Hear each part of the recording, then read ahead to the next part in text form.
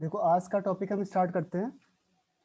ये है आपका इंटीग्रेशन मेथड और यहाँ से न्यूमेरिकल आएंगे आपके पास। तो आज का हेडिंग है integration method.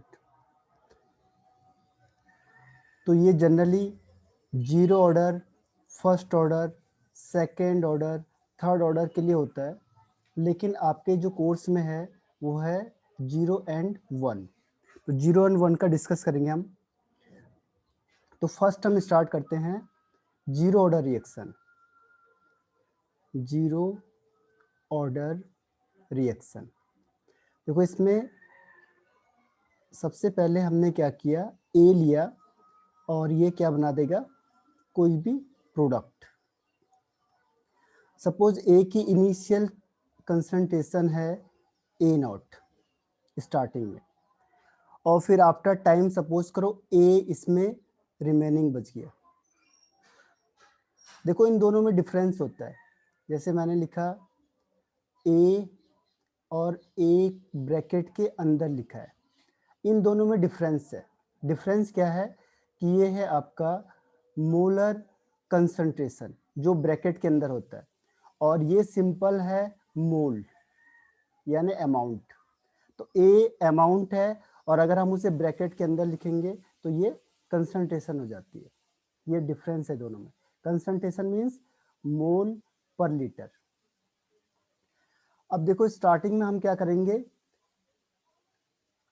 rate of reaction is equal to change in the concentration of A upon time taken। ठीक है, और यहाँ पे हम लगाएंगे लॉ ऑफ मास एक्शन। तो लॉ ऑफ मास एक्शन के अकॉर्डिंग क्या होता है कि जो रेट ऑफ रिएक्शन होता है is directly proportional to the concentration of reactant. अब ये जीरो ऑर्डर रिएक्शन है, तो जीरो ऑर्डर रिएक्शन के लिए पावर कितनी हो जाएगी, जीरो हो जाएगी। ठीक है, अब ध्यान रखना कि प्रोपोर्शनल साइन अगर हम हटाते हैं तो एक कांस्टेंट आता है, तो यहाँ पे भी एक कांस्टेंट आएगा जो हमें पता है होता है कि। अब देखो इसकी वैल्यू वन हो गई, किसी की भी पावर अगर जीरो होती है तो वो वन होता है, तो यहाँ पे वन हो गया।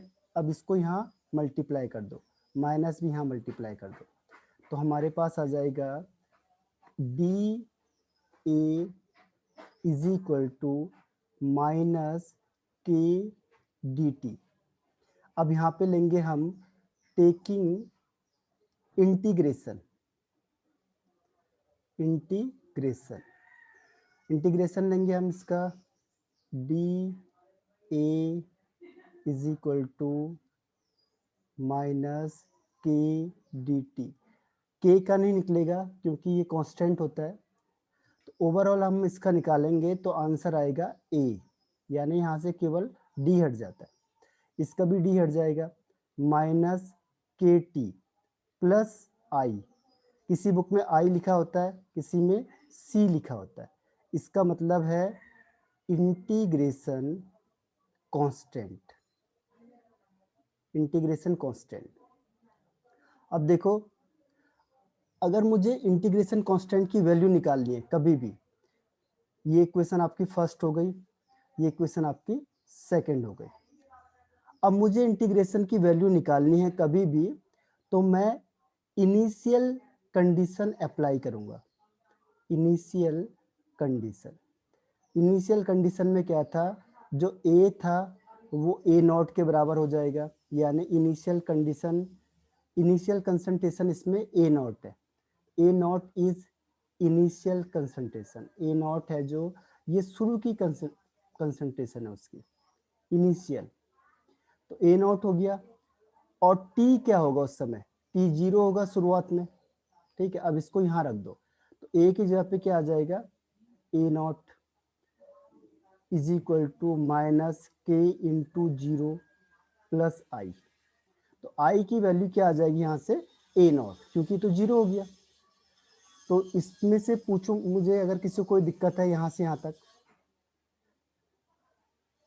Any problem? सर दोबारा समझा दो, दोबारा समझ नहीं समझाने आया। से? ओके, ये थोड़ा सा टाइम टेकिंग और स्टार्टिंग में थोड़ा सा टाइम लगता है इसमें। मैं ये चैप्टर और अभी जो इलेक्ट्रोकेमिस्ट्री है उसे दोबारा रिपीट करूँगा पूरा। देखो zero order reaction, zero order reaction में देखो सपोज करो कोई ए है और यहाँ से ये प्रोडक्ट बनाता है, ठीक है। अब आपने क्या करना है कि शुरुआत की जो कंसंट्रेशन है सपोज इसकी वो है ए नॉट, इनिशियल कंसंट्रेशन है, ठीक है। तो हमने क्या किया कि रेट इज इक्वल टू आपको पता है minus change in the concentration of A upon T. ये होता है कौन सा लगाया हमने, rate of disappearance, rate of disappearance हो गया ये। अब यहाँ पे आपको पता है कि लॉ ऑफ मास एक्शन क्या कहता है कि rate is directly proportional to the concentration of reactant. लेकिन ये जीरो ऑर्डर है तो इसमें पावर कितनी हो जाएगी, जीरो। मैंने कहा था कि ऑर्डर ऑफ रिएक्शन को किससे आइडेंटिफाई करेंगे, इसकी पावर से। अब ये जीरो ऑर्डर है इसका मतलब इसकी पावर जीरो हो जाएगी। और यहाँ पे मैंने कौन सा लॉ लगाया, law of mass action. Law of mass action क्या कहता है कि rate of reaction is directly proportional to the concentration of reactant, ये एक्टिव मास ऑफ रिएक्टेंट। अब प्रोपोर्शनल साइन अगर हम हटाते हैं, इसको छोड़ दो, अब इसका कोई काम नहीं है, इसको देखना है। तो minus D A upon T is equal to K, sorry D T होगा, चेंज इन टाइम, ठीक है। के क्यों आया, क्योंकि जीरो ऑर्डर के लिए रेट ऑफ रिएक्शन कंसंट्रेशन पे डिपेंड नहीं करता है। तो ए नॉट हो गया जीरो, ए की पावर जीरो मतलब सॉरी वन, ठीक है। तो ये वन हो गई इसकी वैल्यू, तो इसको हम हटा देंगे, के बच गया। इसको यहाँ से यहाँ मल्टीप्लाई कर दो और इस माइनस को भी यहाँ मल्टीप्लाई कर दो, तो क्या होगा, D A is equal to minus K D T. ये सबसे इंपॉर्टेंट है जीरो ऑर्डर और फर्स्ट ऑर्डर। फर्स्ट ऑर्डर से सबसे ज्यादा क्वेश्चन पूछे गए हैं इस चैप्टर में से। तो अब देखो इंटीग्रेशन लेते हैं हम कि जब हम शुरू से लास्ट तक की कंडीशन बताते हैं, तो यहाँ पे लेंगे हम टेकिंग इंटीग्रेशन, कि शुरू में क्या था और लास्ट तक क्या रहा, तो उसके लिए हम लेते हैं उसमें इंटीग्रेशन को। तो इंटीग्रेशन ले लेंगे तो ये हो जाएगा डी ए का इंटीग्रेशन, मतलब शुरू में कंसंट्रेशन जीरो रही होगी या ए नॉट है शुरू में, फिर बाद में ए बच गई, तो ये सारी डिटेल बताता है आपको। ऐसी कांस्टेंट का कुछ होता नहीं है तो माइनस के को आप बाहर रख सकते हो। डी टी, टाइम पहले जीरो रहा होगा फिर टी तक पहुंचा होगा, तो ये पूरी डिटेल आपको बताएगा। तो उसके लिए हम लेते हैं इंटीग्रेशन। तो ये आप मैथ्स में पढ़ते हो, तो क्योंकि यहाँ पे बायो और मैथ्स दोनों होता है तो इसीलिए हम डायरेक्ट आंसर होता है केमिस्ट्री बुक में। तो इसमें अगर आप इसका इंटीग्रेशन निकालोगे तो हम डायरेक्ट आंसर लिखते हैं इसका ए। यहाँ पे कोई भी हम मैथमेटिकल टर्म्स यूज नहीं करते ज़्यादा, तो इसका ए आ गया। और इसके लिए ये डी हट जाएगा बस यहाँ से, तो ये आ जाएगा आपके पास माइनस के टी, यानी दोनों से डी और डी हट गया बस, बाकी कोई चेंज नहीं किया मैंने। और जब इंटीग्रेशन लेंगे तो एक कांस्टेंट आएगा, उसे कहते हैं इंटीग्रेशन कांस्टेंट। अब आया यहाँ तक समझ में, बताओ। Yes sir. अब जब भी आपको इंटीग्रेशन की वैल्यू निकालनी है तो आपको इनिशियल कंडीशन अप्लाई करनी पड़ेगी, शुरू वाली कंडीशन जो स्टार्टिंग में थी, इनिशियल कंडीशन। अब इनिशियल कंडीशन क्या था, ए जो है, ए है रिमेनिंग, रिमेनिंग कितना है, जितना स्टार्ट में रहा होगा, तो स्टार्ट में कितना था, ए नॉट। ए नॉट है इनिशियल कंसंट्रेशन जो शुरू में थी, और टाइम क्या रहा होगा इसमें, जीरो। अब इसको यहाँ रख दो तो ये क्या आ जाएगा, देखो आप इसको इक्वेशन फर्स्ट मान लो, इसे इक्वेशन सेकंड ले लो, ठीक है। अब इक्वेशन थर्ड क्या बनेगी, देखो a is equal to A naught हो जाएगा is equal to minus K into zero plus I, ये जीरो हो गया, तो आई की वैल्यू कितनी आ गई, ए नॉट। किसी बुक में से सी भी लिखा होता है, तो दोनों लिख सकते हो आप, जो आपको समझ में आ रहा है। लेकिन मैं दोनों इसलिए बता रहा हूँ, किसी में आपको आई दिखेगा, किसी में आपको सी दिखेगा, तो आप कंफ्यूज ना हो जाओ इसमें। ठीक, तो अब ये हो गया इक्वेशन थर्ड। अब इस आई की वैल्यू को यहाँ रख दो। ठीक है, putting the value of I in equation second, तो क्या हो जाएगा, ए इज इक्वल टू माइनस के टी प्लस ए नॉट।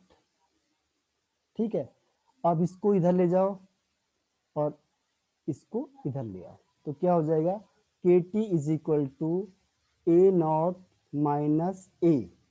तो के इज इक्वल टू क्या हो जाएगा, तो बस आपको जब न्यूमेरिकल क्वेश्चन करोगे तो एक ही फॉर्मूला याद रखना है बस आपने, ये वाला, K is equal to A naught minus A upon T. यहाँ पे ए नॉट क्या है, इनिशियल कंसंट्रेशन, शुरू में क्या थे, और ए क्या है, रिमेनिंग कंसंट्रेशन, बाद में कितनी बच गई, लास्ट में कितना बच गया। ठीक है, और टी है टाइम, और के है रेट कांस्टेंट। तो मेन आपको जो फॉर्मूला याद करना है वो केवल ये वाला याद करना है बस, बाकी डेरिवेशन तो इसमें बहुत कम आती है। मेन ये फॉर्मूला है जो आपको याद रखना है, K is equal to A naught minus A upon T, ये है फॉर जीरो ऑर्डर रिएक्शन। बताओ कोई डाउट किसी को।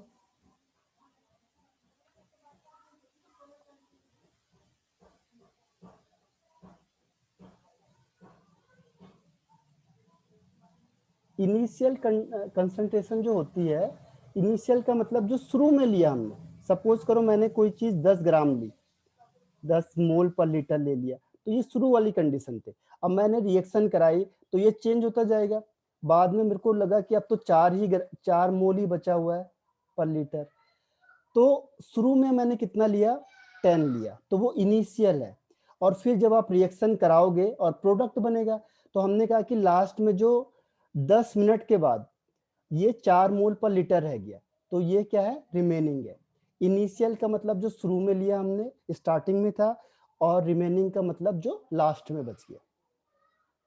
ठीक है, और आपको केवल याद करना है ये वाला फॉर्मूला बस, बाकी और कुछ नहीं। डेरिवेशन बहुत कम आती है, इस पे क्वेश्चन आंसर ही आते हैं। बताओ क्लियर है आप।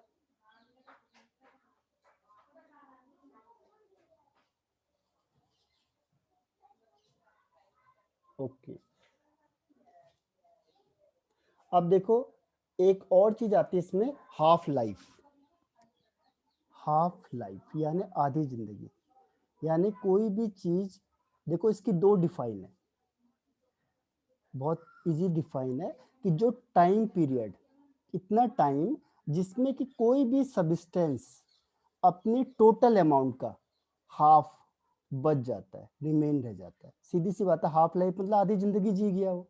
यानी कोई भी सब्सटेंस अपने इनिशियल कंसंट्रेशन का अगर हाफ बच जाता है, उस टाइम पीरियड को हम कहते हैं हाफ लाइफ पीरियड।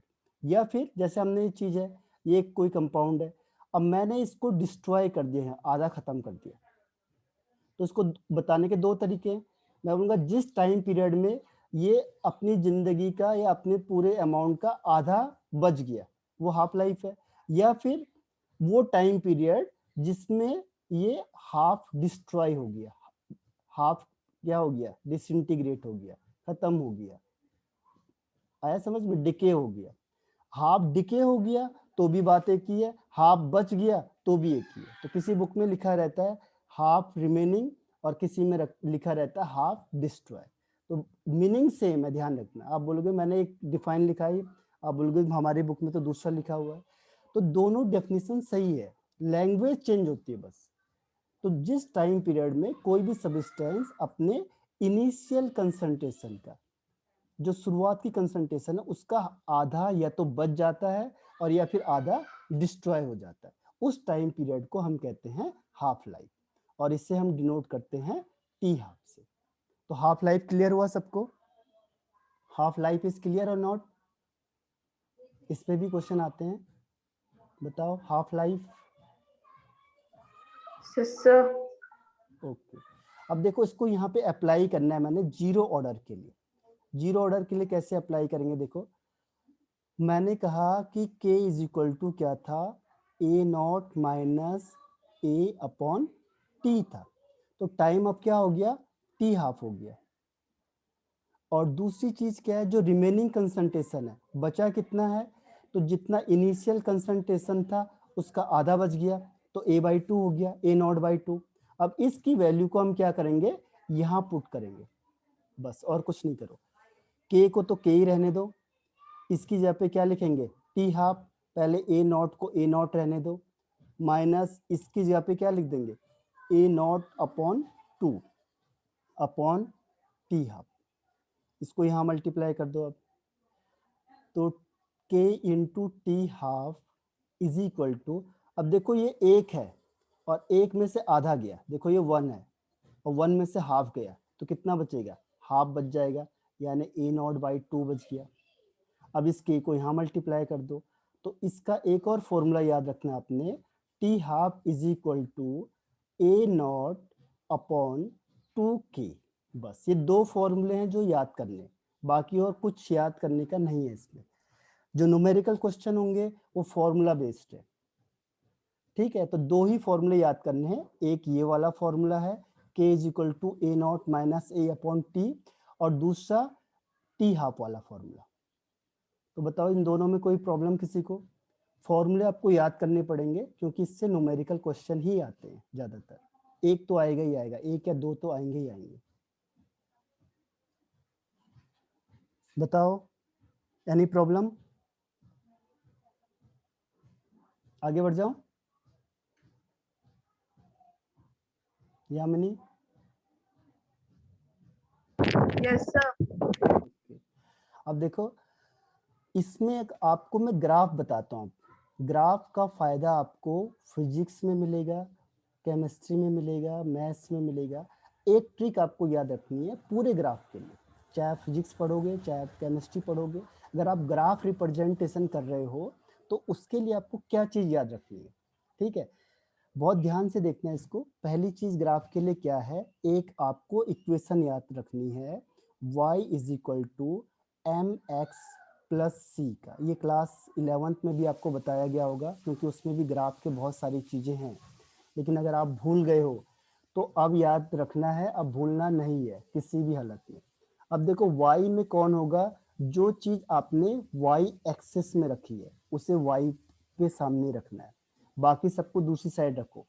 अब जो ये है x है, इसका मतलब जो हमने x एक्सिस में रखा हुआ है उसे रखना है। m का मतलब हो गया स्लोप, अगर क्वेश्चन आता है इसमें किसका स्लोप बताओ तो ये स्लोप हो जाएगा, और c का मतलब हो जाएगा इंटरसेप्ट। अब देखो जैसे मैंने ग्राफ बनाया तो आपको ये वैल्यूज बताएगी स्लोप, अगर ये वैल्यू प्लस में आई तो आपका इसका मतलब क्या हुआ, पॉजिटिव स्लोप बनेगा, यानी ऐसे स्लोप जाएगा।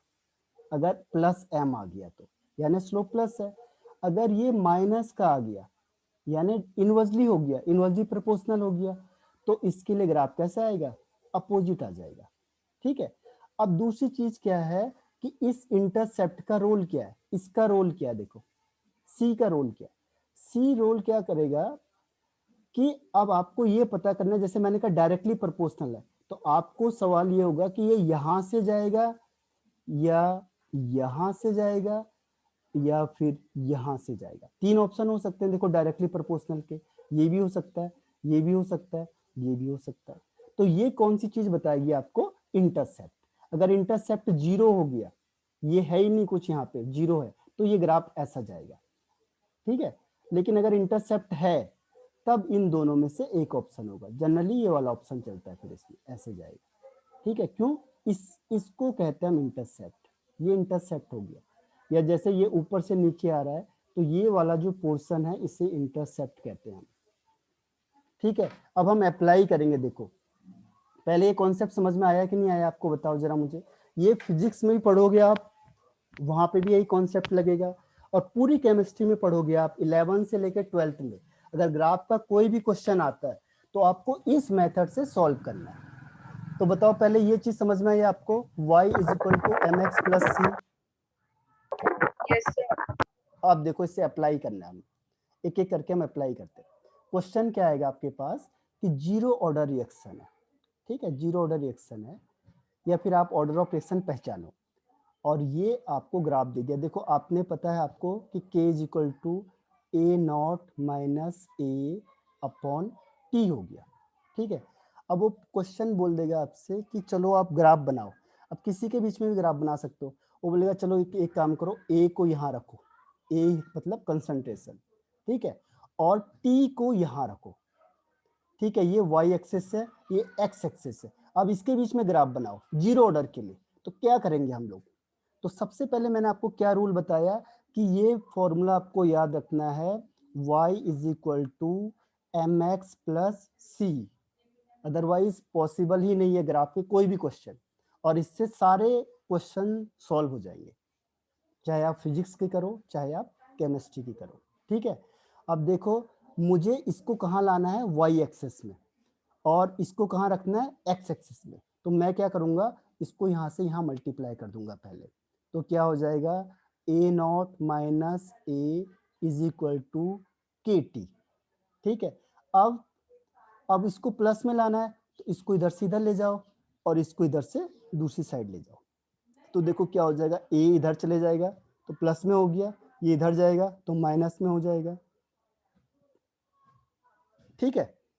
अब देखो कि मैंने क्या रखा है, y एक्सेस में a रखा है और x एक्सेस में t रखा है। देखो ये y हो गया, कंपैरिजन कर लो, और ये t हो गया। इसका मतलब ये क्या होगा, m हो जाएगा स्लोप। अब बताओ कि ये डायरेक्टली प्रोपोर्शनल होगा। अब देखो ऑप्शन क्या है, पहला ये वाला या फिर दूसरा ये वाला, इनवर्सली होगा या डायरेक्टली होगा, जरा गैस करके बताओ मुझे। अब ए और टी में रिलेशनशिप कैसा होगा, डायरेक्टली या इनवर्सली, बताओ जरा रिप्लाई करके। हेमंत सही है, विनीत, श्रुति वेरी गुड, बहुत बढ़िया। अगर आप ये कॉन्सेप्ट समझ गए तो आप ग्राफ के सारे क्वेश्चन सॉल्व कर लोगे। मैं आपको अप्लाई करना बता देता हूँ बस। देखो माइनस के का मतलब इनवर्सली प्रोपोर्शनल। अगर आपने टी बढ़ाओगे तो ए कम होता जाएगा, सीधी सी बात है। जैसे मैंने टाइम पहले 10 सेकंड था, मैंने 10 सेकंड लिखा, अब टाइम बढ़ा दिया मैंने 15 कर दिया, ए तो कम हो जाएगा ना, क्योंकि ए देखो -10 बड़ा होता है -15 से। अगर मैंने -20 और बढ़ा दिया टाइम, लेकिन ये तो माइनस का है ना, तो ये इनवर्सली प्रोपोर्शनल होता है। इनवर्सली का मतलब ये ऐसे जाएगा ग्राफ, ऐसे चला जाएगा ग्राफ। ये देखो आया समझ में। अब दूसरी चीज जो पूछेगा आपसे कि स्लोप बताओ, तो स्लोप क्या हो जाएगा, माइनस के, ये वाली वैल्यूज देखो, ये जो लिखा है माइनस के, ये स्लोप है इसका। वो बोलेगा इंटरसेप्ट बताओ। इंटरसेप्ट के लिए मैंने आपको बोला था क्या ध्यान रखना है, सी को किससे कंपैरिजन कर लो, ए नॉट से, जो इसके सामने बच गया। तो ये जो वैल्यूज आई यहाँ तक, ये है आपकी ए नॉट, यानी इंटरसेप्ट क्या हो गया, ए नॉट, ठीक है। तो अब इसका ग्राफ मैं बनाता हूँ। देखो इसका ग्राफ क्या बनेगा, देखो ये बना, पहले मैंने देखा इनवर्सली प्रोपोर्शनल है, स्लोप क्या आया इसका, स्लोप आया माइनस के, इंटरसेप्ट क्या हो गया, इंटरसेप्ट इज ए नॉट, और इंटरसेप्ट कौन सी वैल्यू होती है, ये वाली वैल्यूज। तो ये वाली वैल्यूज जो आई वो है ए नॉट, ठीक है। और ये ए और टी के बीच में ग्राफ है। तो आप क्या क्या चीज क्वेश्चन आ सकता है, इसके बीच में ग्राफ बनाओ। तो कंसंट्रेशन, देखो बोलेगा कंसंट्रेशन वर्सेस टाइम के बीच में ग्राफ बनाओ जीरो ऑर्डर के लिए, ठीक है। तो आपने देखा जैसे ही इसके बीच में पूछा है आपसे, तो पहले आपने देखना है कौन सा ऐसा फॉर्मूला है जो इसके बीच में रिलेशन स्टैब्लिश करता है, पहली चीज। दूसरी चीज उसे कंपैरिजन करना है y is equal to M X plus C से। फिर जो c है वो इंटरसेप्ट है, ये इसको बताएगा, इंटरसेप्ट ये वाली लाइन है, और m बताएगा आपका स्लोप, यानी कि ये पॉजिटिव जाएगा ऊपर की तरफ या नीचे की तरफ है। तो ये ग्राफ बन जाएगा आपका। क्लियर हुआ या नहीं हुआ, बताना मुझे ग्राफ का। एनी डाउट बताओ, yes no. No, sir. Okay, देखो एक और एग्जांपल लेते हैं हम। जैसे मैंने कहा टी हाफ बताओ, T half versus A naught, इन दोनों के बीच में बताओ। अब मैंने क्या किया, ए नॉट यहाँ दिखा दिया और टी हाफ ये बता दिया, और बोलेंगे बताओ इसके बीच में ग्राफ बनाओ। किसके लिए? जीरो ऑर्डर के लिए, क्योंकि क्वेश्चन में तो कुछ भी आ सकता है। आपको मेन कॉन्सेप्ट ध्यान रखना है। तो मैंने अभी फॉर्मूला क्या लिखा था इसका, T half is equal to A naught by 2k था।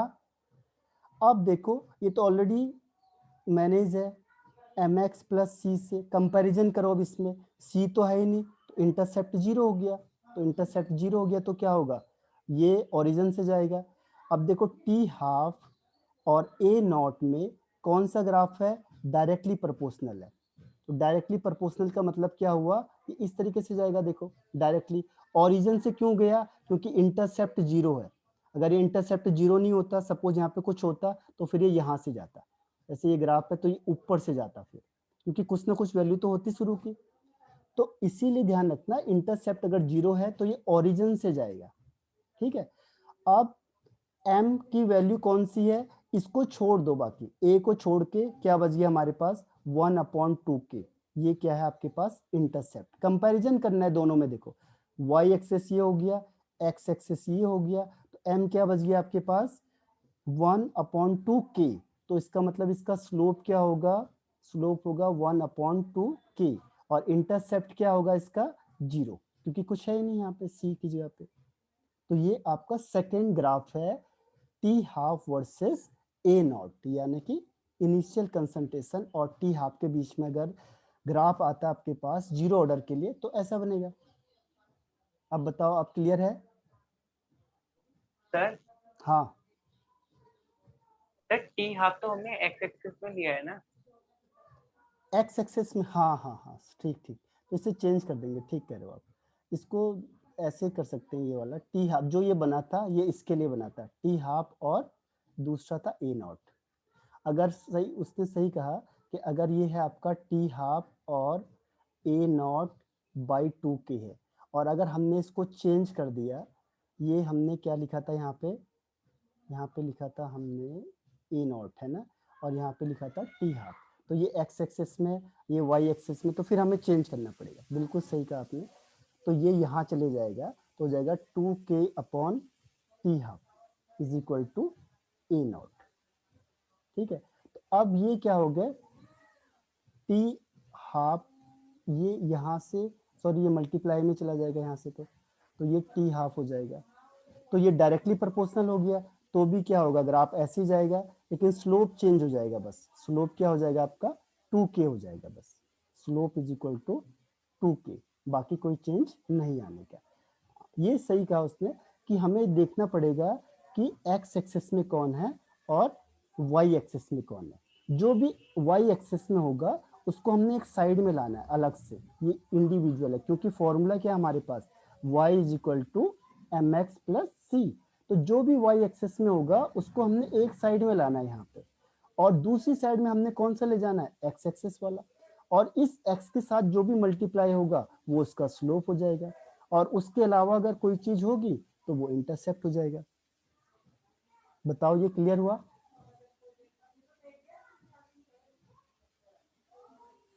Yes no? यामिनी, अंबिका, श्रुति, बताओ, सिमरन। ये ग्राफ वाले क्वेश्चन आने चाहिए, मैं अपनी तरफ से दूंगा। देखो आपको, चलो आप ट्राई करके देखो, मैंने यही जीरो ऑर्डर के लिए लिखा हुआ है। ये आपका, अब इसके बाद में प्रैक्टिस कराऊंगा आपको थोड़ी सी आगे। पहले मैं जरा कोर्स पहले आगे बढ़ाता हूँ, फिर मैं आपको इसकी प्रैक्टिस कराता हूँ। देखो इसमें बताओ मुझे, ए नॉट वर्सेस टी में ग्राफ कैसे बनेगा। ए नॉट यहाँ रखना है और टी यहाँ रखना है, इसका ग्राफ बनाओ। इसमें भी आता है, 4-4 नंबर के क्वेश्चन आते हैं ये आपके।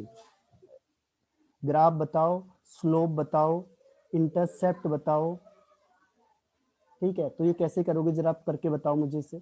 ए नॉट और ए, सॉरी ए नॉट और टी के बीच में कैसा ग्राफ बनेगा।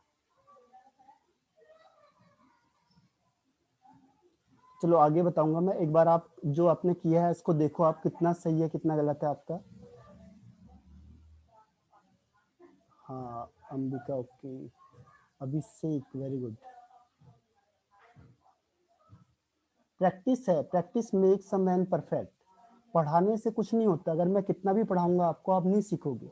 आप तभी सीखोगे जब आप खुद करोगे, ठीक है। इसीलिए मैं बार बार कहता हूँ, अब मैं इसके बाद आगे प्रैक्टिस कराऊंगा आपको, ऐसे क्वेश्चन दूंगा अलग अलग तरीके से, जो आपको मेरे साथ ही सॉल्व करना होगा। अब देखो मैंने क्या कहा, इसमें y एक्सेस ये ले लिया, x एक्सेस ये ले लिया, ठीक है। अब मुझे ये कहाँ ले जाना है, एक साइड में, तो मैं क्या करूंगा, इसको मल्टीप्लाई कर दूंगा पहले इसके साथ, ठीक है। तो ये जगह K T is equal to A naught minus A. अब मुझे ए को एक साइड रखना है, तो इसको दूसरी साइड ले जाओ, तो ए naught is equal to K T plus ए। अब देखो ए नॉट और टी में कैसा है, डायरेक्टली प्रोपोर्शनल हो गया, देखो तो डायरेक्टली प्रोपोर्शनल, लेकिन मैं एकदम से इसे ये नहीं लिख सकता ओरिजिन से, क्यों, क्योंकि अगर मैंने टाइम 0 रखा तो भी ए नॉट इज इक्वल टू क्या हो जाएगा, ए हो जाएगा, यानी इसका इंटरसेप्ट है।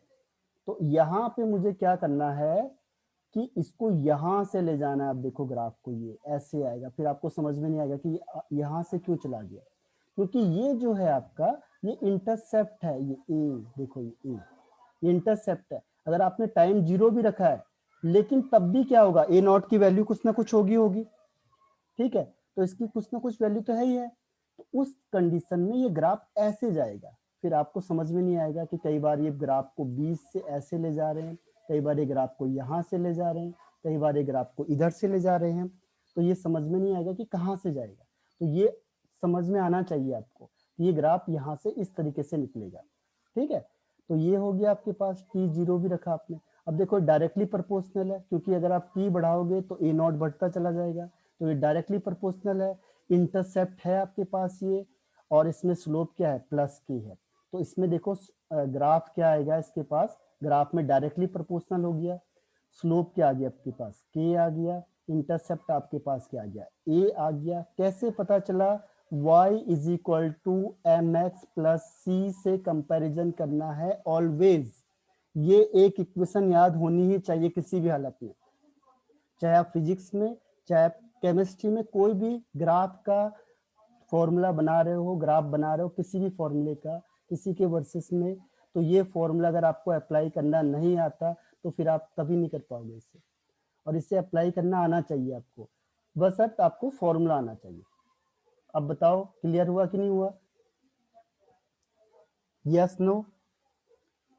कोई भी ग्राफ आ जाए आपके पास ए टू जेड, आपको समझ जाना है कि हमें करना क्या है। जैसे k is equal to A naught minus A upon T, अब इनमें से किसी के बीच में भी ग्राफ पूछ ले, वो ए नॉट वर्सेस ए पूछ ले, ए नॉट वर्सेस टी पूछ ले, ए वर्सेस टी पूछ ले, तो आपको इसी फॉर्मूले को अप्लाई करना है।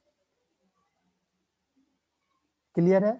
एक चीज और ध्यान रखना, जीरो ऑर्डर के लिए अगर उसने पूछा यहाँ पे रेट, ठीक है, और यहाँ पे पूछ लिया उसने कंसंट्रेशन, तो इसके बीच में जो ग्राफ बनता है, या टाइम ले लिया यहाँ पे उसने, तो जो जीरो ऑर्डर होता है, आपको पता है कि जो जीरो ऑर्डर होता है वो कंसंट्रेशन या टाइम पे डिपेंड नहीं करता।